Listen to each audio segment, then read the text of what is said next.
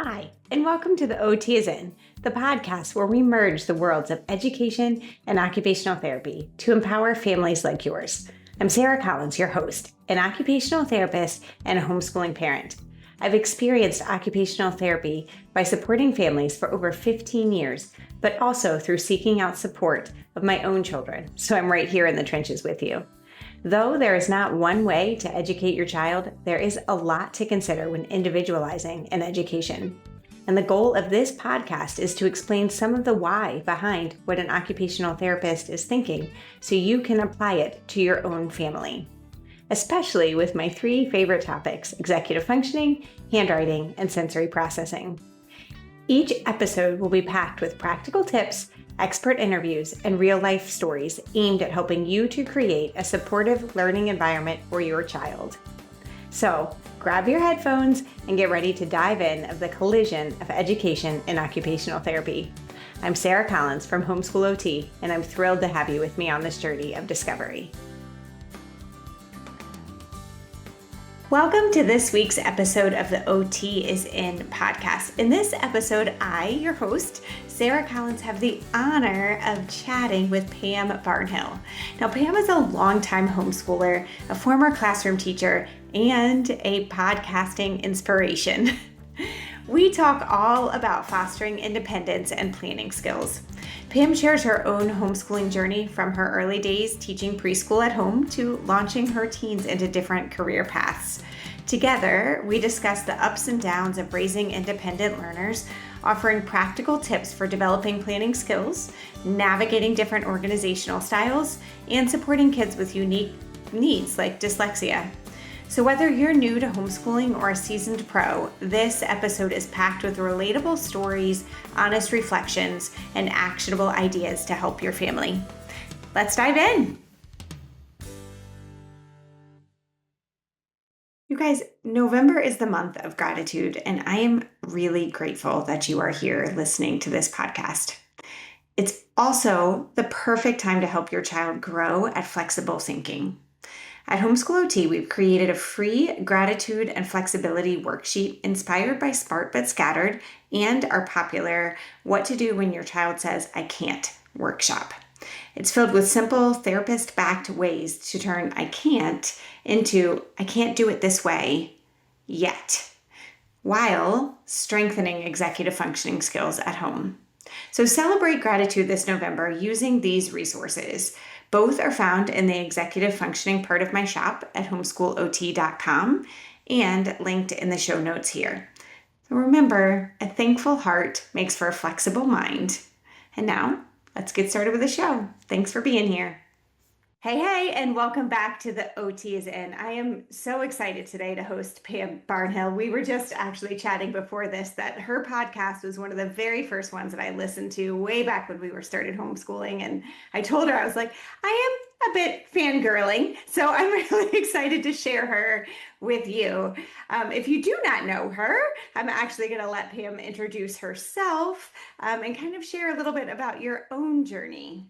Yeah, so I have homeschooled like my kids from the very, very beginning. They've never been to school for better or for worse. And we started when my daughter was in preschool and just like had so much fun doing preschool at home. I was a former classroom teacher. I taught for 7 years, but I taught middle school and high school. So coming in and doing elementary school was a totally new thing for me. And I still say I enjoyed every minute of homeschooling my kids. Still working on it. Right now they're 20, 18, and 15. I've graduated two. It's just going to be me and the youngest one this year. And I'm still having fun. I'm like so excited about all the things we're learning this year. So yeah. I love it. I was saying to my husband not too long ago, we were doing this art class and doing it with my youngest who's doing fifth grade this year. And my husband came home. I'm like, fifth grade art is so fun. He was like, I feel like fifth grade is where you should be as far as art goes. But I agree. I get really excited about learning alongside of my kids because I feel like I actually have learned more through homeschooling than I did, all through my own education. I say all the time, like homeschooling is how I redeemed my education, Yes, you love it. know? Yeah. And so I feel like I'm learning all the time. And it's like, okay, what am I going to learn? Because now, when you're homeschooling kids and you're homeschooling teens, they get very opinionated about the things that they want to study. So I'm studying physics this year, which I'm not really all that keen on. But I'm already thinking like, what will I get to study when I get to choose again what it Yeah. is we're gonna study? So I'm excited.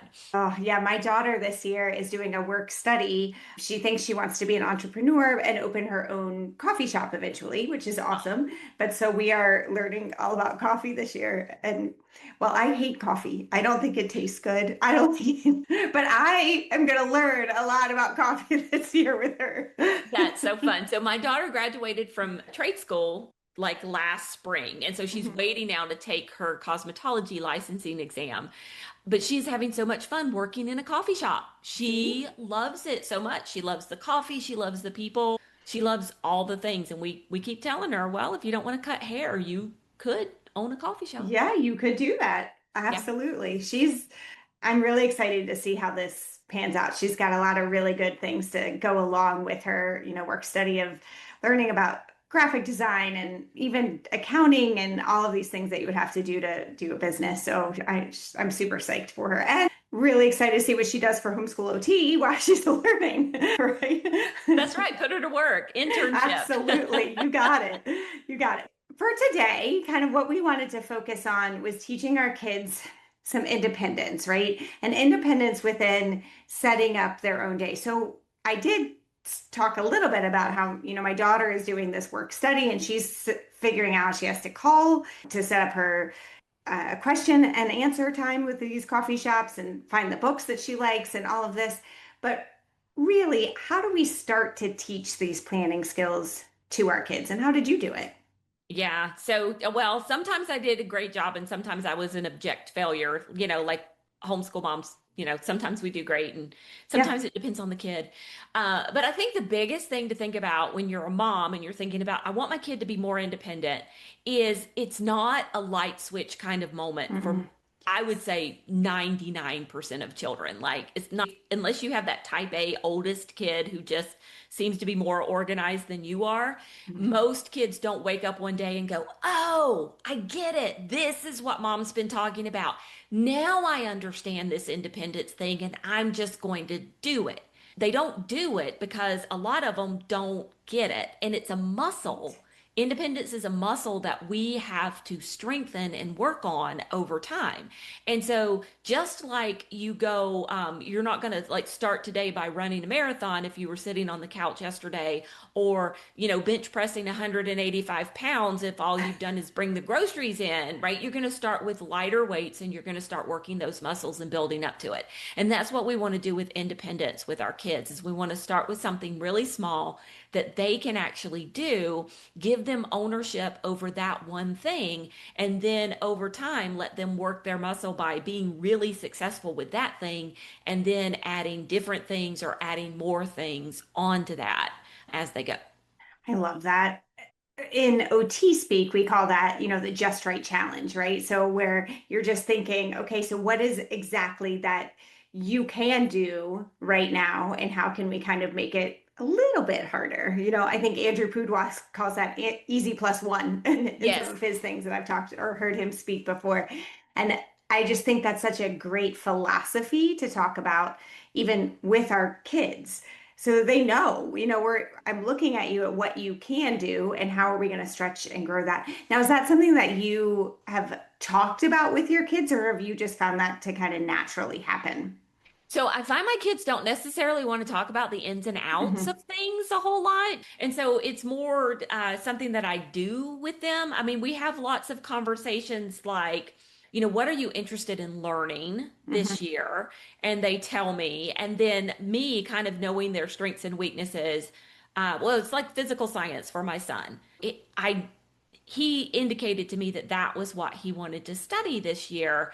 But I was the one who's kind of like knowing his strengths and weaknesses, figured out the program that we would use and Right, the right exactly how we were going resources. to set it up and Got which it. Hmm. pages and stuff like Hmm. that. Because I don't know, I like to think about teaching and learning. Hmm. He doesn't necessarily like to think about teaching and learning. He just wants to do the thing. Yeah, well, I love that. And that's you saying like you know his strengths and weaknesses, you are the expert in him and then can find the proper resources to kind of put those together. I don't actually think that the majority of our kids would, I mean, they probably know some of their strengths and weaknesses, but wouldn't know all the resources that are out there. That is, our job, And right? they don't want to do the research, Yeah, right? right. Right. And so that's why, like, I'll bring him in and sometimes we'll watch a sample video together. I'll say, okay, Mhm. so here's a class that you could do. Let's watch the sample video. And I will tell you, it's not like I woke up one day and I was an expert on my kids. This came through a Right. lot of trial and error. And a lot of Yes, sometimes getting it wrong, sometimes being like, absolutely. oh, this is going to be perfect.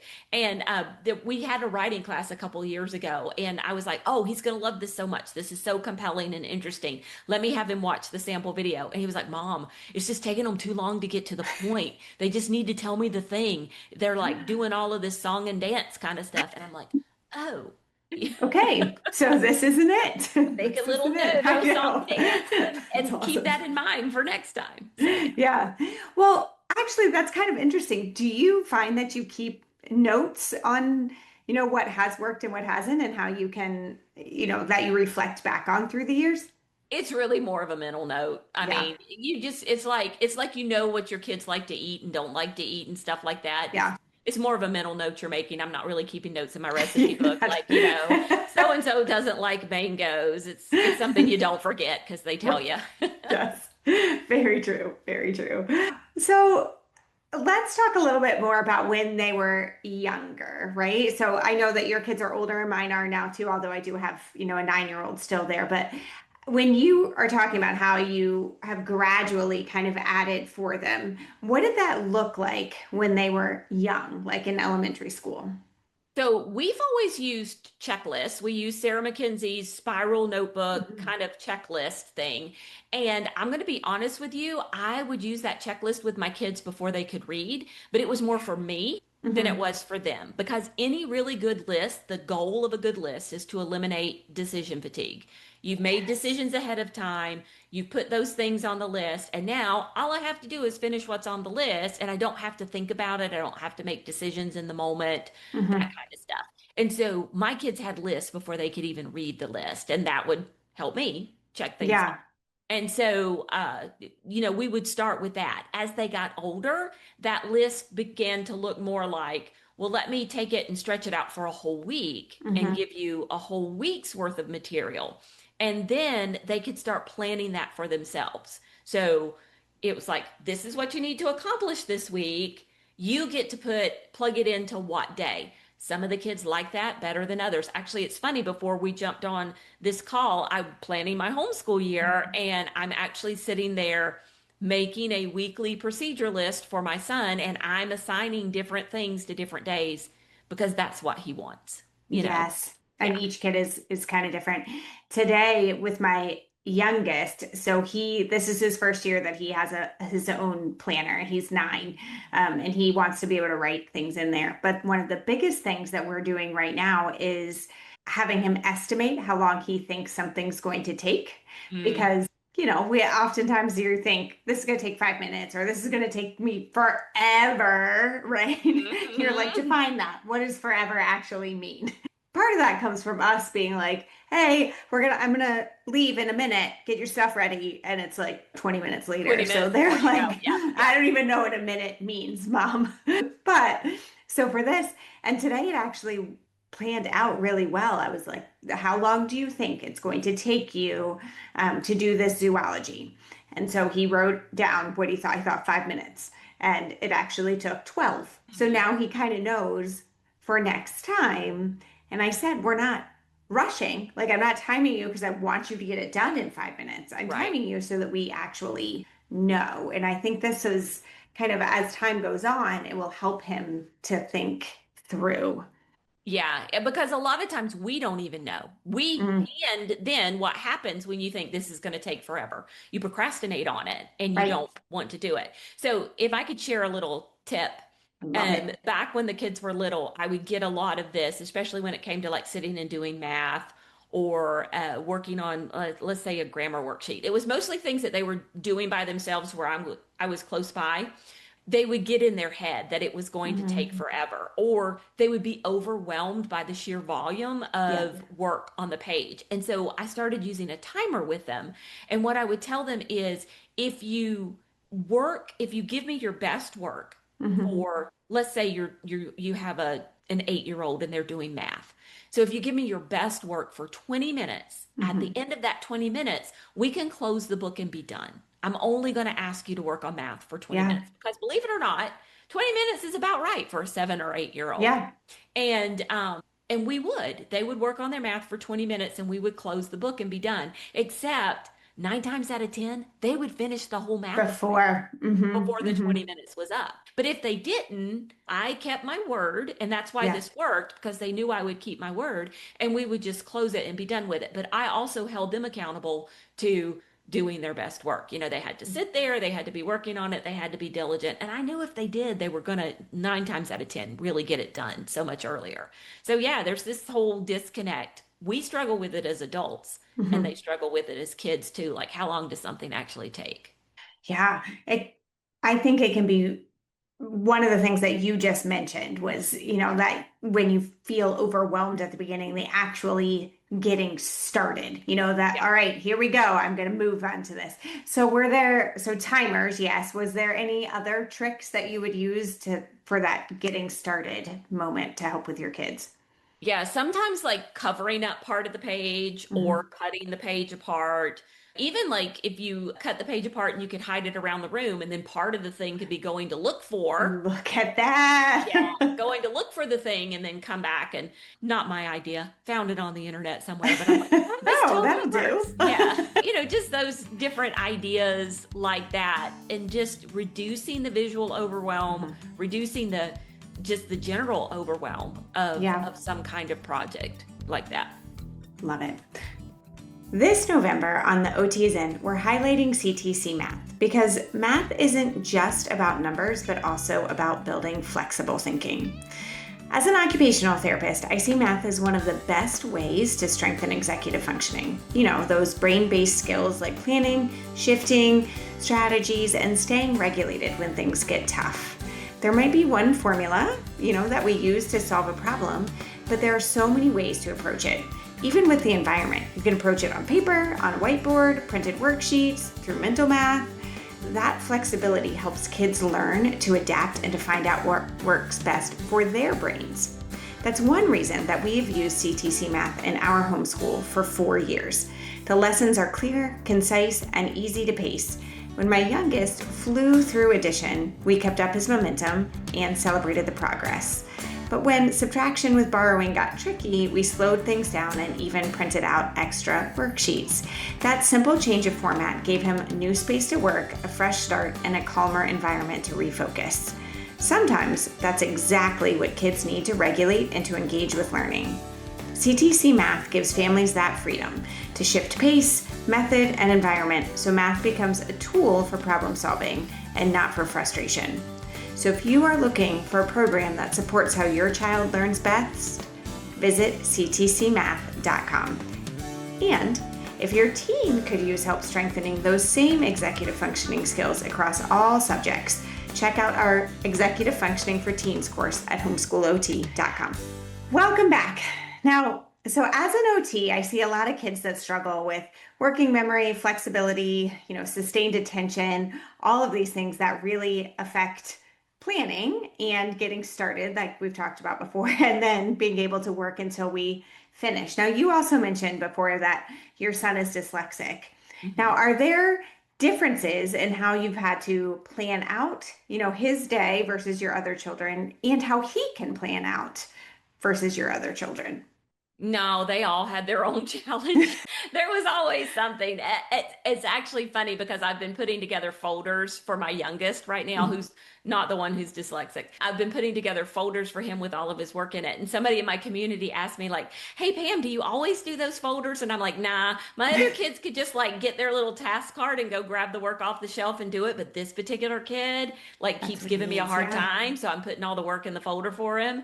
So it was just always meeting them where they needed me to meet them. One of the things that I learned, and this was such a good lesson for me because a lot of times, especially, so I'm a natural planner, if you haven't noticed. Like I was one of those, Fly Lady calls us born organized people. Ooh, look at Not saying my you. house is completely clean, right? There's this whole pile of garbage over here I moved like from behind me before we started. But it comes naturally to me, right? Mhm. It comes naturally to me. I have my planner sitting right here on my desk, and I keep my appointments in here and my notes and all of that stuff. And so I was trying to help my daughter with that. And at one point, she looked at me and I bought her a planner. She says, "This planner thing doesn't work for me. If it's in a planner and the book is closed and I can't see it, I don't remember it. Yeah. I need something on the wall. No, I need you to Uh-huh. put the thing on the wall."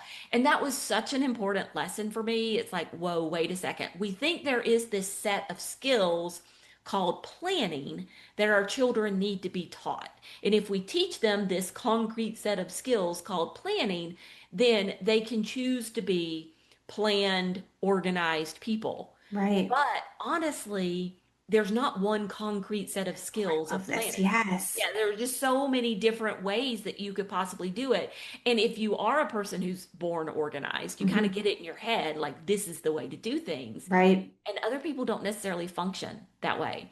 That's what to relate it to clutter, like Cass, the clutter bug lady. I don't know if you've Uh-huh. ever seen her on YouTube. And she talks about like the four different kinds of clutter bugs where there's the visual organizer who organizes in tiny little spaces. I think they're like a grasshopper. And then there's the visual person who wants to group big like things Okay. together. And then there's the hidden person. They want all the clutter to be hidden, but they want tiny little spaces. Maybe that one's the grasshopper. And then there's the person who wants all their clutter hidden, but they don't want to organize into tiny little spaces. They just, You want to shut it. yeah, they want to just group like things together. So they don't want a little cubby for each and every purse to be hidden away. They want all of their purses thrown into one basket and hidden away. No way. Whereas the Okay. other people want like all the purses hanging on a hook or something like, or all the Right. purses like crammed on a shelf or something like that. And so just realizing that there are different ways that people do things and it's not a right or wrong thing, it's just a personal preference thing.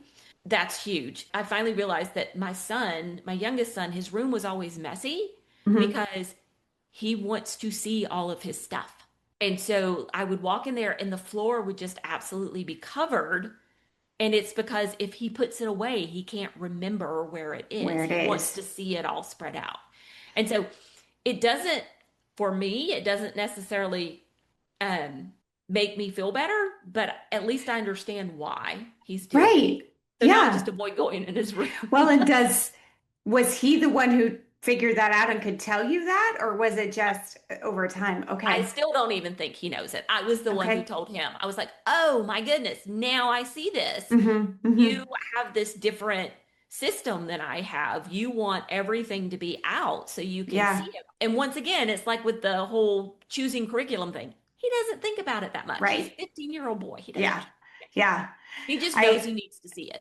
I love that. I find that my kids, I think they're used to me being, as an OT. I'm like, oh, well, this is why you do that. Like Right. we talk about it so often, which one of my kids at one point was like, Mom, I need more proprioception. And I'm like, yeah, that's not going to get you any friends, kiddo. But I love that you are using this language with me because I agree.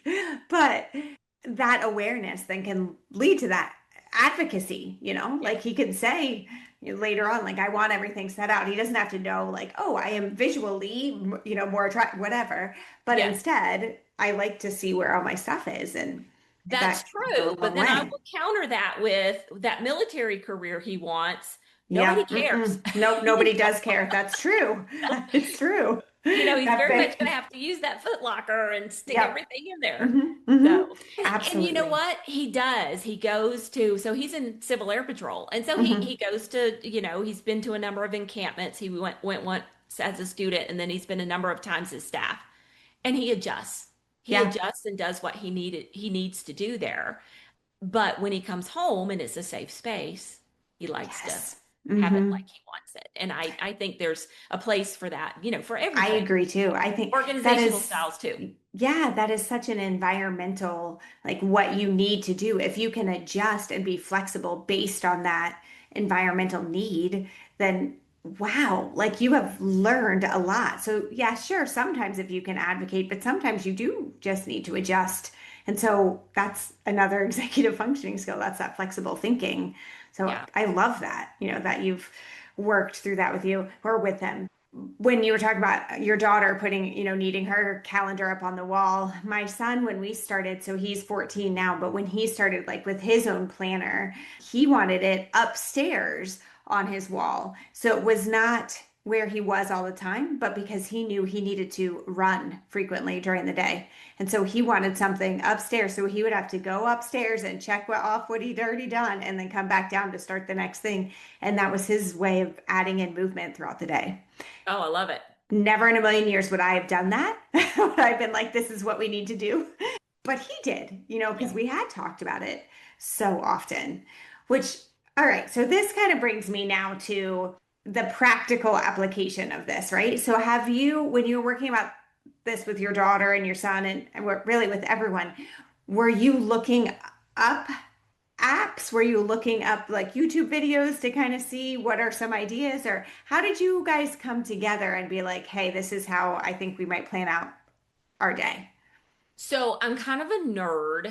And so I just like gravitate towards this kind of content anyway. Okay. And Mm-hmm. so, yeah, I mean, I was, looking at different things and then how can I apply it? So I take the Right. the whole concept of the clutter and that makes me go, oh, if Mm-hmm. people think differently about clutter and organizing, maybe they think differently about planners and Right. and the way they're going to plan their day and stuff like that. And so I try to apply it from one thing to the other, but I don't really I don't know, it's just something I enjoy, you know? Yeah. I mean, if we enjoy it, why wouldn't we? Like, See, I like to try different planners, not because I feel like I've failed at using one planner, just because it's fun to yeah, try a different planner. I And so I agree. try different systems and things like that. So I don't know, it's something I geek out over, and I have to remember that not everybody else geeks out over stuff like that. I actually found myself every 6 weeks or 8 weeks or so where I like need to go through and check kind of all my systems, my laundry system, my cooking, how I come up with my grocery list or whatever, because I get bored. Yeah. And so if at the beginning, I would berate myself of like, you can't stick with anything there, Collins, like get it together. And then I realized that no, it's okay. Like to try something new to keep yourself motivated and excited about your daily mundane tasks. Okay, so switch up your system. Yeah, I love that. Yeah. Yeah, and you're right, not a failure at all. Right. Yeah. Mm. And that's the other thing to recognize too. You may have a kid like that. Yeah, that would You get know? bored with the same system. That's Yeah. true. You absolutely might. So Mm. if they're wanting to switch systems, maybe it's because they're bored with one and they want to move on to another one. So So Pam, you have mentioned in here like your community and how you have people who are talking about your planners and or your folders and all of that. Tell us a little bit more about, what that looks like for you and, what how you work within the homeschool community. yeah, so we do have a community at homeschoolbettertogether.com. It's community.pambarnhill.com is where you can get directly to the community. And it's just absolutely free. You can just come in and join us. And there's a lot of homeschooling moms there. We talk a lot about learning together Mhm. as a family for efficiency's sake and just for the enjoyment of learning together. We have a lot of moms who just love to continue learning themselves. So we are all in there together talking about homeschooling all the time. And then we have a number of curriculum resources and also a homeschool planning course where we really kind of break down what it looks like to plan your homeschool to keep it as flexible as possible. Because I think a lot of times in our heads, we kind of have a vision of what we think planning out a school year Right. is. And just like we've been talking about, there's multiple ways to do things today. There are multiple ways to plan your homeschool, and we think we've stumbled upon something that's a really good way to do it that keeps it really Love it. flexible for you. Beautiful. Well, thank you so much for being here. And I will make sure that all those things are linked in the show notes so that for sure people can find and join that and, come up with some better resources to keep going within their homeschool. So thank you so much for being here. Thanks for having me. Thank you for joining me today on The OT is In. I hope you found today's conversation helpful and encouraging as you support the kids and teens in your life. Before we wrap up, I'm excited to share a brand new resource designed especially for homeschool families. It's our Executive Functioning for Teens course. Now, this course is the perfect introduction to what executive functioning skills are, how they show up in everyday life, and most importantly, how to strengthen them. And it's designed for your kids. And yes, it can go alongside of our Executive Functioning for Parents course, but this one provides practical examples to help teens build the skills like planning, organization, flexibility, emotional regulation. Plus, we include tips for setting up your environment in a way that promotes success, whether that's your homeschool setup or everyday routines. It's a flexible course that can be used as a half of a high school credit thanks to our use of the Executive Functioning Workbook for teens. And we even take it a step further by analyzing executive functioning skills through the lens of book characters, helping teens to apply what they learn to stories, situations, and their own lives. You can learn more and enroll at homeschoolot.com. Thanks again for listening to The OT is In. Be sure to subscribe and share the podcast if it's been helpful. And until next time, remember, homeschooling is not alone schooling. The OT is always in.